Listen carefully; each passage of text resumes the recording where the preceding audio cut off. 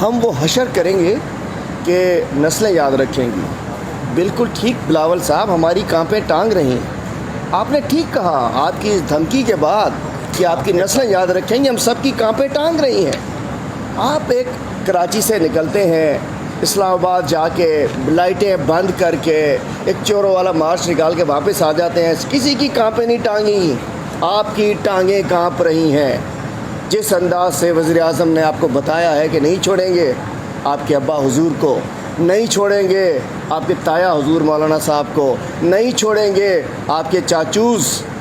جو کہ بوٹ پالیشی ہے، کوئی نہیں بچے گا انشاءاللہ۔ اور آج حمزہ شہباز شریف نے جو بات کی ہے، اس نے کہا کہ جی وزیر اعظم صاحب کو منہ پہ ٹیپ لگا دو، اس لیے کہ بیرونی دنیا سے کاروباری معاملات خراب ہو رہے ہیں۔ میں کہنا چاہتا ہوں کہ شرم ہے کہ آپ مسلم لیگ کی بات کرتے ہیں اور آپ کہتے ہیں کہ جی یہاں تو اکابرین مسلم لیگ، علامہ اقبال کا کیا شعر تھا، اے طائر لاہوتی اس رزق سے موت اچھی جس رزق سے آتی ہو پرواز میں کوتاہی۔ اور آپ مشورہ دے رہے ہیں کہ چونکہ آپ کے ابا حضور باہر ہیں، آپ کے بزنس باہر ہے، آپ کے نواز شریف صاحب باہر ہیں، آپ چاہتے ہیں کہ کاروبار چلتے رہنا چاہیے، تو میں سمجھتا ہوں یہ عدم اعتماد کی تحریک ناکام ہوگی بھرپور طریقے سے، چونکہ جو ووٹ ڈالنے جائے گا انشاءاللہ وہ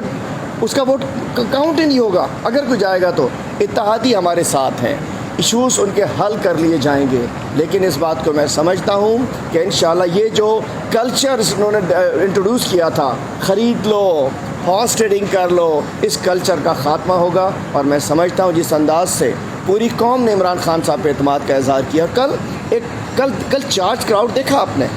کل سوشل میڈیا دیکھنے ٹرن ہو چکا ہے، لوگ